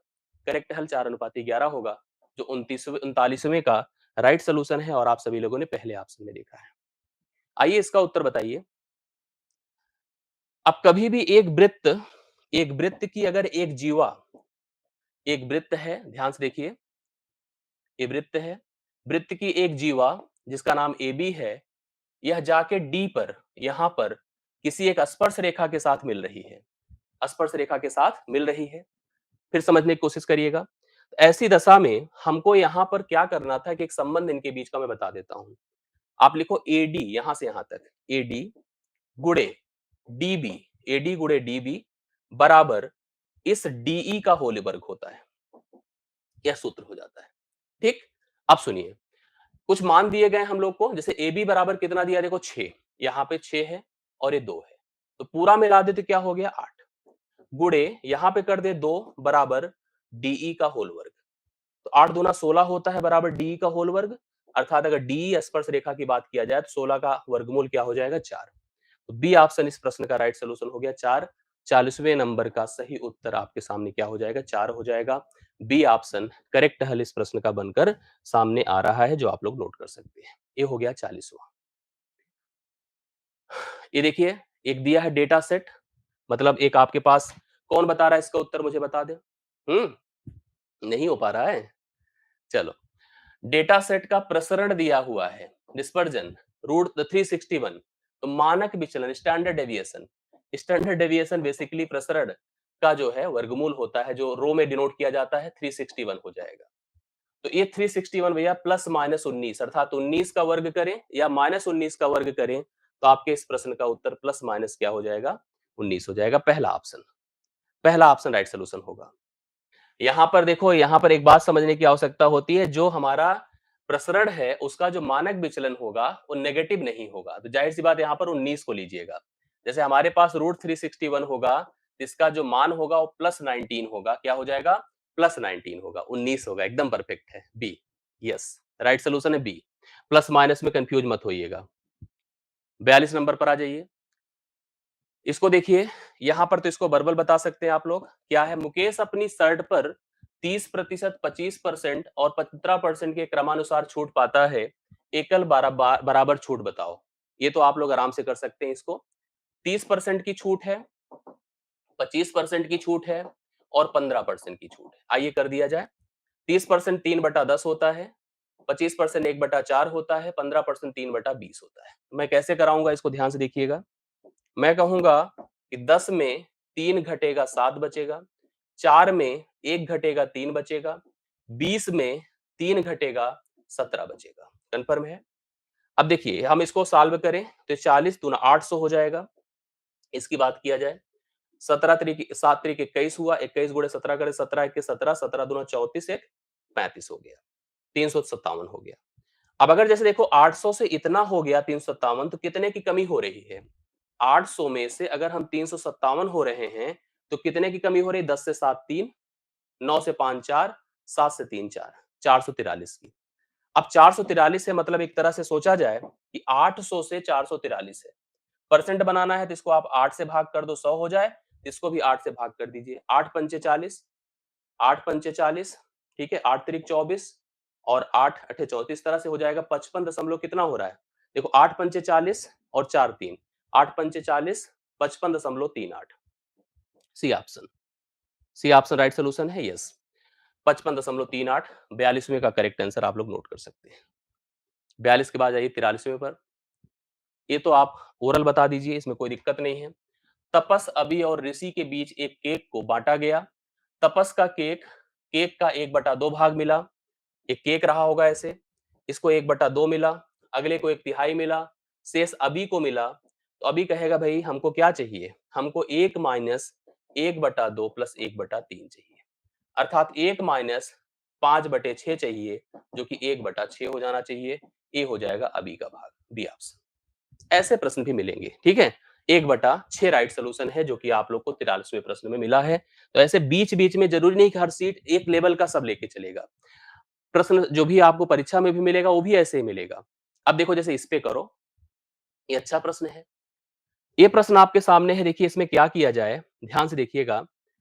शरद ने 900 रुपए में 2 बैग खरीदे। कितने बैग खरीदे? 2 बैग। शरद ने 900 रुपए में 2 बैग खरीदे। उसने एक को 25% के लाभ पर, 25% के लाभ पर, दूसरे को 25% की हानि पर बेच दिया। एक को 25% के लाभ पर, दूसरे को 25% की हानि पर बेच दिया। तो 25% होता क्या है? 1/4 होता है और ये भी 1/4 होता है। इनका कहना था कि 4 में 1 बढ़ा के एक बार बेचा गया है, 1 घटा के एक बार बेचा गया है। ठीक है? मतलब एक तरह से देखा जाए तो 3 और 5 का अनुपात बन गया। क्रय मूल्य की बात अगर देखा जाए तो 3 और 5 का अनुपात बन गया। अब हमको जैसे देखिए टोटल को उसने 900 में खरीदा था। तो 3-5 का अनुपाती जोड़ अगर 3-5 का अनुपात आप ले रहे हैं क्रय मूल्यों का, अनुपाती जोड़ 8 हुआ। हम कहेंगे 8 बराबर 900। हम 3 का मान अगर निकालेंगे तो 9 त्रिक 2700 या डिवाइड करके देख लीजिए 2700 बटा 8 करेंगे तो 337.5 आएगा। अगर हम यहीं से किसका मान निकाले 5 का मान निकालेंगे तो 562.5 आएगा। मतलब है जो डी ऑप्शन है इस प्रश्न का राइट सॉल्यूशन होगा। D option. ठीक है? हाँ, बिल्कुल होगा। तो ये कहीं का तो है ही है प्रश्न। संदीप कह रहे हैं सर ये कहाँ का है? बता दिया उन्होंने कहाँ का है। मैंने कहा ये भाई कहीं का तो रहेगा ही। हाँ? तो प्रश्न अच्छा है। फिलहाल आप नोट कर लीजिएगा डी ऑप्शन राइट सॉल्यूशन है, डी को नोट करिएगा। भाई हमने कहा कि हम 3-5 का संबंध बना दे रहे हैं दोनों के क्रय मूल्यों में। अनुपाती जोड़ 8 है। अगर 8 बराबर 900 है तो 3 बराबर इतना होगा क्योंकि 1 का मान 800 बटे 9 होगा, 5 बराबर 562.5 होगा। यस। चलिए अगले प्रश्न पर आ जाइए। 45 नंबर। ये देखिए एक टेबल और है छोटी-सी, बहुत बड़ी नहीं है। फोकस करके करेंगे तो हो जाएगा। घबराया मत करा करिए आप लोग। नीचे दिया गया कोष्ठक 2003 के दौरान विभिन्न शीर्ष के तहत कंपनी जेटा इंटरएक्टिव सर्विसेज के कुल व्ययों के प्रतिशत को वितरण के रूप में दिखाता है, उनके विवरण को दिखाता है। अब मैं कहूंगा, क्या कहूंगा देखिए, यहाँ पे हमारे पास जो विवरण थे अलग-अलग थे, आधारित संरचना थी, परिवहन था, विज्ञापन था, टैक्स था, आरडी था, हाँ, आर-एन-डी था, वेतन था, रिटायर ब्याज था। जेटा इंटरएक्टिव एक्टिव सर्विसेज का करों, करों मतलब टैक्स, टैक्स, कर। देखिए ध्यान से समझते जाइए, करों और ऋणों। तो हम लोग बात करेंगे कर और ऋण और पूरा पढ़िए।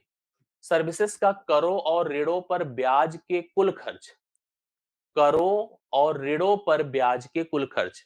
तो कर कहां पे है? कर मतलब टैक्स हो गया, ऋण और ब्याज ए हो गया। तो दोनों को जोड़ दिया तो कितना हो गया? 17, 10, 27.5। ठीक। के सामने आधारित संरचना, आधारित संरचना कितनी है? 20। और परिवहन, परिवहन कहां पे? ए है। तो 20, 12, 32.5 का अनुपात क्या होगा? 27.5, 32.5, दशमलव हटा दीजिए। देखिए 5 पचे 25 हुआ, 5 पचे 25, 5 अंक 30, 5 बजे 25। तो देखो 5 11 बार, 5 13 बार, 11:13 हो गया। डी ऑप्शन क्या हो गया? D option right solution. आपने देखा कि इसने करों और ऋणों पर ब्याज के कुल खर्च, तो कर ऋण का ब्याज 27.5, जबकि आधारित संरचना और परिवहन तो 32.5। रेशियो कितना बनकर आ रहा है? 11 और 3 का। ठीक। इस प्रश्न का राइट सोल्यूशन हो गया 11 और 3 का। करेक्ट आप लोग नोट कर लीजिए। हमारे पास पहुंच रहे हैं हम लोग 46 पर। किस पर? 46 पर। बताते जाइए उत्तर। यदि ऋणों पर ब्याज की रकम 2.45 है तो भाई ऋण कहां पर है? ये है। 17.5 हमारा 2.45 करोड़ है। तो जेटा इंटरएक्टिव सर्विसेज की विज्ञापन और करों, विज्ञापन करों और संशोधन एवं विकास, देखिए ध्यान से, विज्ञापन 15, कर, कर मतलब टैक्स 10, 15, 10, 25, आर एंड डी 25, 5, 30, 30 का मान बताइए क्या होगा? फटाफट करिए। मैंने कहा कि यहां पर अगर हम कह दें कि ऋण और ब्याज पर खर्च 2.45 है तो इन तीन पर विज्ञापन, टैक्स और आर एंड डी, विज्ञापन देखिए पढ़िए, कर और संशोधन एवं विकास में खर्च क्या होगा? 17.5 दिया है, 30 का मान हमको फाइंड करना है। तो आप अगर इसको पूरा सॉल्व करेंगे, जैसे देखिए दशमलव यहां से हटा के शून्य बढ़ा दें, जैसे देखिए 5 छंग 30 हुआ, 60 हो गया, 5 तिया 15, 5 पचे 25 हो गया। तो ऐसे ही देखो फिर 5 92 हुआ, 5 7 बार हुआ, 7 त्रिक 21 हुआ, 7 त्रिक 21, 7 पचे 35 हुआ और इसको गुणा करें 12 पंचे 60, 12 तिया 36, 36 से 42, तो 4.2 करोड़ आएगा। 4.2 करोड़, जो सी ऑप्शन है राइट सोल्यूशन हो गया। 4.2 करोड़ राइट सोल्यूशन है। 46वें का करेक्ट हल है। आइए हम लोग आगे बढ़ते हैं, 47 पर पहुंच रहे हैं। 47 क्या दिया है देखिए पढ़िए। यदि जेटा इंटरएक्टिव सर्विसेज का विज्ञापन पर व्यय, विज्ञापन कहां है भाई? ये 15 बराबर 2.10 करोड़ है तो परिवहन और करों के बीच अंतर कितना है? परिवहन और कर, परिवहन और कर में अंतर कितना है? बताइए। 2.5 का। इसने कहा विज्ञापन पर खर्च अगर 2.10 है, तो परिवहन और टैक्स में डिफरेंस कितने का है? बताइए कौन कितना उत्तर बता रहा है? दशमलव हटा दे, शून्य हो गया। 25 छक्के 150 है। 6 से डिवाइड कर दीजिए इसको। 6 त्रिक 18, 56 3.35 आएगा, मतलब 35 लाख आएगा। भाई करोड़ में था, 0.35 अगर आ रहा है तो हम 35 लाख बता देंगे उसको। 35 lakh, D option right solution है। बड़े स्लो आप दिख रहे हैं आप लोग सभी लोग, मतलब स्लो क्यों है? ऐसा क्या कारण है? क्या रीजन है? रात ज्यादा हो गई? हाँ? क्यों? कंफ्यूजन बताइएगा। अभी देखिए अगला प्रश्न, एक और अच्छा प्रश्न आपके सामने बोर्ड पर है। कौन कौन बता सकता है इसको? बताइए। एक बढ़िया प्रश्न आपके सामने है बोर्ड पर, दिया है 5A7 में 335 जोड़ने पर परिणाम 8B और 2 प्राप्त होता है। बढ़िया यार, करिए। हमने कहा 5A7 में 335 जोड़ने पर परिणाम 8B2 प्राप्त होता है। 8B2 जो संख्या हो 3 से विभाज्य है, ये बड़ी पॉइंट हो गया। जो यह मान होगा वो 3 से डिविजिबल होगा, 3 से विभाज्य होगा। तो देखो विभाज्य 3 से कब होता है? जब कट कर सभी पद जो हैं जुड़कर 3 से कट जाएं। तो अगर हम इनको जोड़े, देखिए पहले अगर इनको जोड़िए तो जोड़कर कितना हो जाएगा? 10 प्लस बी। अब अगर 10 में कितना जोड़ते जाएं कि वह 2 से 3 से कट जाए? तो आपको पता है जुड़कर 12 हो तो 3 से कट जाएगा। 10 प्लस बी अगर 15 हो तो कट जाएगा। 10 प्लस बी अगर 18 हो तो कट जाएगा। आगे नहीं जाएंगे, क्योंकि आगे जब जाएंगे तो बी 2 अंकों का हो जाएगा जो मान्य नहीं होगा। और सबसे बड़ी बात, जैसे देखिए 7 5 12 कि 2 हासिल 1 है। किसी भी हालत में जैसे अगर इसके हिसाब से सोचा जाए तो यहां पर बी का मान 2 आना चाहिए, यहां पर बी का मान 5 आना चाहिए, यहां पर बी का मान 8 आना चाहिए। 2 हो नहीं सकता। पहली चीज ध्यान से देखिए, इसके ऊपर जा नहीं सकते। क्यों? क्योंकि 2 अंक की संख्या हो जाएगी। 2 हो नहीं सकता क्योंकि अगर आपने ए की जगह 2 रख दिया तो 2 3, अब देखो यहां पर हमको पता है कि ये मान हमारे पास क्या होना चाहिए 2। अगर हमने इसको सोचा तो ये तो जुड़कर वैसे भी 4 हो रहा था, तो 4 से कम थोड़ी हो पाएगा। नेगेटिव तो रख नहीं सकते, तो मतलब 2 भी नहीं ले सकते। तो ले देकर मेरे सामने ऑप्शन है 5 लेने का, मेरे सामने ऑप्शन है 8 लेने का, लेकिन कहां पर? बी पर। तो बी पर मैं चाहता हूं कि 5 हो जाए या 8 हो जाए। सुनते जाइएगा। 5 बनाने के लिए आपको यहां पर, क्योंकि एक हासिल ऑलरेडी है, 1 3 4, 4 में अगर 1 जोड़ूं मतलब एक की जगह पर 1 होगा तो 5 हो सकता है। 8 बनाने के लिए 1 3 4 मतलब इसका मान 4 होगा तो 8 हो सकता है। मतलब ए के 2 मान, ए के 2 मान, एक तो 1, दूसरा 4 की वजह से या तो 5 होगा या तो 8 होगा। प्रश्न क्या पूछा है? ए का अधिकतम संभव मान क्या होगा? ए का अधिकतम संभव मान, देखिए दो तरह से प्रश्न पूछा जा सकता है। ए के कितने मान संभव होंगे, ऐसे भी प्रश्न पूछ सकता है। तो आप कह देते सर ए के 2 मान संभव होंगे। लेकिन इसने पूछा ए का अधिकतम संभव मान क्या होगा, तो ए का अधिकतम मान संभव क्या होगा? 4।